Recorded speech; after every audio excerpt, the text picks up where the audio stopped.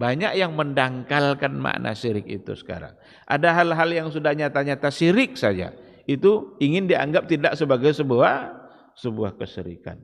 Berdoa hanya kepada Allah. Tidak boleh menjadikan orang yang sudah mati tempat kita bertawassul kepada Allah. Karena itu juga bagian dari kesyirikan. Kalaulah boleh bertawassul kepada yang sudah mati, maka kepada Nabi lah yang paling tepat untuk bertawassul. Tawasul, dia menyebut nama Rasulullah sebagai penguat supaya doanya cepat dikabulkan. Nah, tawasul yang ini, yaitu yang bid'ah ini, apa hukumnya? Maka nanti para ulama berbeda menjadi 3 pendapat. Pertama, ada ulama yang membolehkan secara mutlak, yaitu mutlak itu untuk zatnya Rasulullah atau selain Rasulullah dari orang-orang soleh. Dan itu pendapat jumhur dari ulama Syafi'iyah, Malikiyah, Hanabilah, dan sebagian ulama dari kalangan mazhab Hanafiyah. Kemudian yang kedua, pendapat yang kedua, tidak boleh secara mutlak, yaitu nggak boleh tawasul jenis seperti ini secara mutlak, baik untuk Rasulullah atau selain Rasulullah.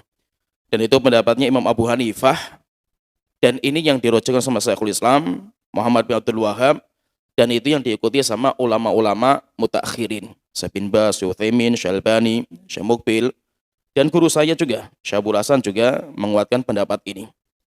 Ini seakan-akan menjadi pendapatnya ya saudara-saudara kita dari kalangan salafiyin. Kemudian pendapat yang ketiga diperinci. Boleh untuk zatnya Rasulullah, tapi tidak boleh untuk selain Rasulullah. Itu pendapatnya Imam Al-Iz bin Abdissalam. Bismillah wassalatu wassalamu ala rasulillah wa ala alihi wa sahbihi wa man wala. Ketika kita perhatikan pernyataan Ustadz Dr. Halim Basri, kelihatan sekali sangat ngawur mengatakan tawasul itu syirik. Apakah dia tidak pernah membaca bahwasanya Imam Ibnu Qudamah di dalam kitab Al-Mughni mensunahkan istighosah, ada kitab atau ada bab yang namanya istighosah. Apakah dia tidak pernah membaca bahwasanya di sebagian kitab karangan Imam Ibnu Qayyim, beliau bertawasul dengan kedudukan Nabi Muhammad SAW dan para sahabatnya?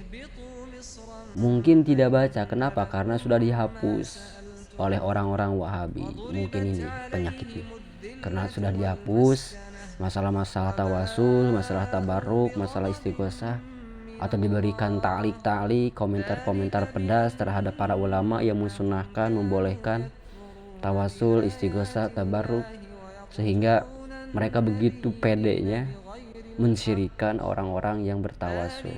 Pandangan-pandangan tawasul disesatkan, disyirikan, dikafirkan. Nauzubillahi min dzalik. 4 mazhab loh membolehkan tawasul. Orang ini mengatakan syirik. Ya. Jelas itu Ustadz Tabrani mengatakan 4 mazhab, mayoritas 4 mazhab membolehkan.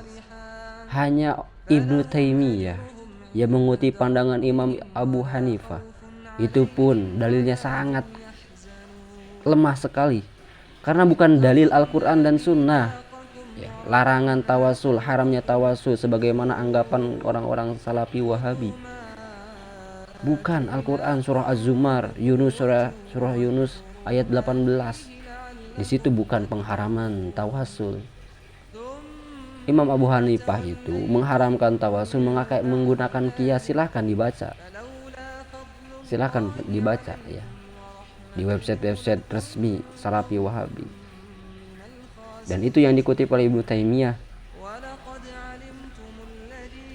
Ketika qiyas bertentangan dengan Al-Quran dan Sunnah, jelas ditolak. Kok bisa ya, ustadz sekarang begitu confident, begitu pedenya mengatakan tawasul itu syirik.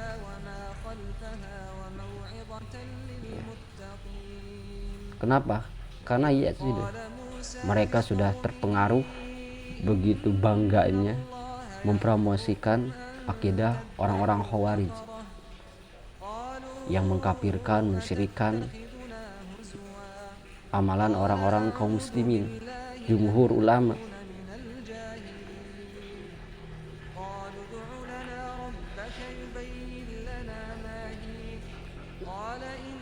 Mending ya, Khawarij zaman dulu. Khawarij zaman dulu itu mengkafirkan dosa besar. Kenapa orang-orang Khawarij itu dikatakan sesat? Kenapa? Karena mereka menganggap kafir pelaku dosa besar, sedangkan Muhammad bin Abdul Wahab ya, sesuatu yang sunnah disyirikan, sesuatu yang dianjurkan oleh 4 madhab dikatakan sesat. Ini lebih teruk, lebih parah dibanding dengan Khawarij di zaman Ali bin Abi Thalib. Tetapi sekarang kok dipromosikan oleh dokter-dokter, oleh ustadz-ustadz yang mengaku bermadhab salat, yang mengaku mengikuti Al-Quran dan Sunnah, dan itulah pribadi orang-orang Khawarij. Nauzubillahi min dzalik. Di sini saya akan bacakan tentang hadis yang seringkali didoibkan, yang seringkali dilemahkan. Ya, karena apa? Karena membantah klaim-klaim mereka.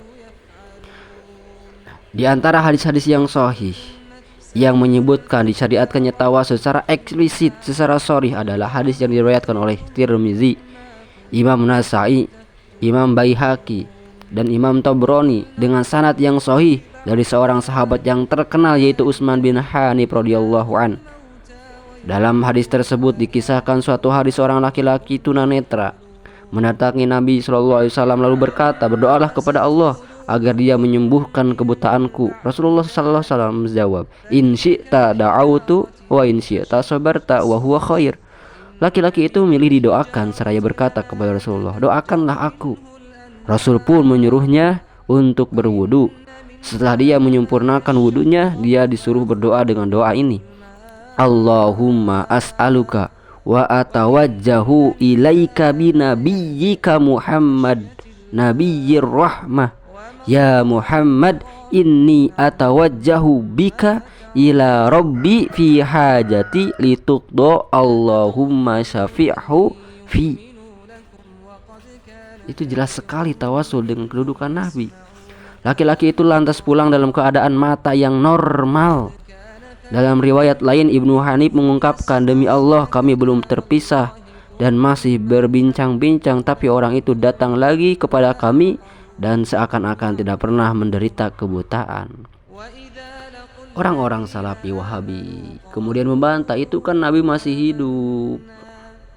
Dalam hadis di atas terdapat petunjuk mengenai tawasul dan nida memanggil nama Rasulullah. Hadis ini telah ditakhrij oleh Imam Bukhari dalam kitab tarikhnya, Imam Ibnu Majah dan Hakim dalam kitab Al-Mustadrak dengan sanad yang sahih. Juga dikutip oleh Jalaluddin Imam Suyuti dalam kitab Al-Jami' Al-Kabir dan Jami' As-Shaghir. Oleh sebab itu tidak ada alasan bagi kelompok yang mengingkari tawasul untuk mengatakan bahwa tawasul hanya berlaku pada saat Nabi masih hidup. Pendapat ini sudah pasti tidak diterima, ditolak sekali. Sebab apa? Doa tawasul sebagaimana tersebut di atas juga selalu dipakai oleh para sahabat. Doa-doa tawasul yang dikasih oleh Nabi kepada orang yang tunanetra itu dipakai oleh para sahabat. Itu menunjukkan bahwasannya tawasul itu tidak hanya terbatas ketika Nabi masih hidup. Bukan hanya para sahabat, oleh tabi'in dipakai, dan dipakai juga oleh orang-orang yang hidup setelahnya, oleh imam mazhab dipakai juga. Terkait hal ini diriwayatkan oleh Tabrani dan Imam Baihaqi bahwa pada masa pemerintahan Utsman bin Affan ketika Nabi sudah wafat, seorang laki-laki pernah berkali-kali datang menemui Utsman bin Affan untuk mengadukan sesuatu, tetapi Utsman sama sekali tidak menggubrisnya, mencuekannya, sehingga laki-laki itu mengadukan hal tersebut kepada Utsman bin Hanif, sahabat Nabi. Perawi hadis di atas, ia pun menasihatinya dengan mengatakan, "Pergilah ke tempat wudhu dan ambillah air wudhu, lalu pergi ke masjid dan sholatlah, kemudian berdoa seperti apa yang diajarkan Nabi kepada orang yang tunanetra itu." Dari siapa? Dari Utsman bin Hanif. Kalaulah tawasul itu syirik, maka para sahabat itu syirik. Nauzubillahi min dzalik. Makanya orang yang menganggap bahwa tawasul itu syirik, ini seorang yang gegabah sekali, mensyirikkan sesuatu yang disunnahkan oleh para sahabat. Ini jelas-jelas lebih teruk daripada Khawarij zaman Ali bin Abi Thalib. Kemudian laki-laki itu pun pergi dan melakukan apa yang diperintahkan oleh Utsman bin Hanif. Dia lantas kembali mendatangi Utsman bin Affan. Sesampainya di kediaman Utsman, penjaga gerbang menyambut menggandeng tangannya, mengantarkannya kepada Utsman bin Affan dan menunduknya bersama. Utsman pun berkata, "Sebutkanlah keperluanmu." Lelaki itu pun menyebut keperluannya dan Utsman bin Affan pun langsung memenuhinya. Tak hanya itu, Utsman bahkan berkata kepadanya, "Jika engkau memiliki hajat atau kebutuhan yang lain, datanglah kepadaku." Bayangkan ya, setelah berkali-kali orang ini ingin datang ke Utsman bin Affan, ditolak. Kemudian disarankan oleh Utsman bin Hanif untuk membaca doa tawasul yang diajarkan Nabi. Lalu Masya Allah diijabah tawasul dengan Nabi yang sudah wafat. Ini adalah amalan para sahabat, amalan para tabi'in, dan diajarkan oleh Nabi SAW. Banyak ayat-ayat yang menjelaskan tentang diperbolehkan tawasul secara umum ya, tetapi seringkali dipahami oleh orang-orang yang menganggap itu syirik dengan pemahaman yang keliru, tidak berdasarkan pemahaman para ulama ya. Dan ya seperti inilah, karena memang agenda mereka yang sudah banyak ya, catatan hitam, membunuh banyak kaum muslimin gara-gara tawasul ini ya. Lihatlah sejarah mengungkapkan bahwa mereka sudah membunuh dan mengkafirkan banyak kaum muslimin. Gara-gara apa? Gara-gara masalah tawasul ini yang dianggap syirik.